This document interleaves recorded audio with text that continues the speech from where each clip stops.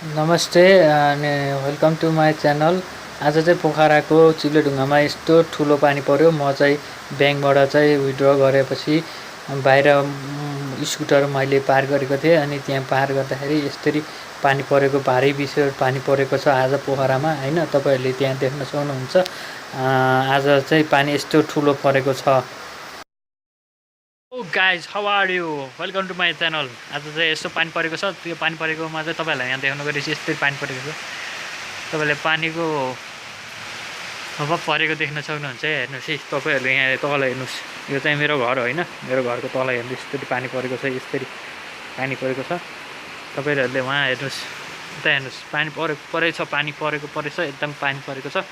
अनि मैले चाहिँ आज तपाईँहरूलाई यो देखाउन गइरहेको छु। तपाईँले हेर्नुहोस् यस्तो पानी परेको छ, भीषण युद्ध पानी परेको छ। यो चाहिँ मेरो घरको भिउ है, पानी परेको छ, चारैतिर पानी परेको छ। वाउ